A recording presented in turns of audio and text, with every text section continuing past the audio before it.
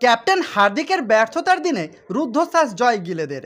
হার্দিকের মুম্বাইকে 6 রানে হারিয়ে আইপিএল 2024-এ অভিযান শুরু করলো গুজরাট টাইটান্স। এদিন টসে জিতে বোলিংয়ের সিদ্ধান্ত নেন মুম্বাই ইন্ডিয়ান্সের নতুন অধিনায়ক। Captain leading from the front স্টাইলে মুম্বাইয়ের হয়ে বোলিংয়ের শুরুও করলেন তিনি, যদিও 3 ওভারে 30 রান দিয়ে কোনো উইকেট পাননি। মূলত জসপ্রীত বুমরার আঁটোসাঁটো বোলিংয়ের জন্যই গুজরাটের রান তোলার গতি নিয়ন্ত্রণে থাকে। 4 ওভারে 14 রানের বিনিময়ে 3 উইকেট তুলে নেন তিনি। তাকে যোগ্য সঙ্গ দিলেন পীয়ূষ চাওলা। 3 ওভারে 31 রানের বিনিময়ে একটা উইকেট নেন তিনি। যদিও গুজরাটের ইনিংসের শুরুটা বেশ ভালোই হয়েছিল। 5 বলে 19 রান করে আউট হন ঋদ্ধি। ক্যাপ্টেনের সাথে জুটি বেঁধে গুজরাটের ইনিংসের হাল ধরেন সাই সুদর্শন। ব্যক্তিগত 45 রান করেন তিনি। ক্যাপ্টেন গিল করেন গুরুত্বপূর্ণ 31 রান। শেষ দিকে রাহুল তেওয়াটিয়ার মারমুখী 15 বলে 22 রানে ভর করে গুজরাট শেষ পর্যন্ত 168 রান তুলতে সমর্থ হয়। 168 রান তাড়া করতে নেমে শুরুতেই ঈশানের উইকেট হারায় মুম্বাই।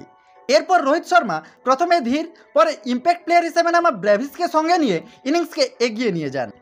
29 বলে 43 রানের ঝকঝকে ইনিংস খেলে সাই কিশোরের বলে এলবিডব্লিউ হয়ে ফেরেন রোহিত। অন্যদিকে 46 রান করেন ব্রেভিস। কিন্তু ব্রেভিস ফিরলেই মুম্বাইয়ের ইনিংস চোরা গলিতে পথ হারায়। এর কারণ অবশ্যই গুজরাটের আটোসাটো বোলিং এবং গিলের ক্যাপ্টেন্সি। আজমতুল্লাহ, উমেশ, সাই কিশোর, জনসন, মোহিত প্রত্যেকেই উইকেটের স্বাদ পেলেন। রাশিদ খান উইকেট না পেলেও রান দেননি। শেষ 2 ওভারে মুম্বাইকে তুলতে হতো 27 রান। 19তম ওভারে বল করতে এসে স্পেন্সর জনসন 8 রান দিয়ে 2 উইকেট তুলে নেন।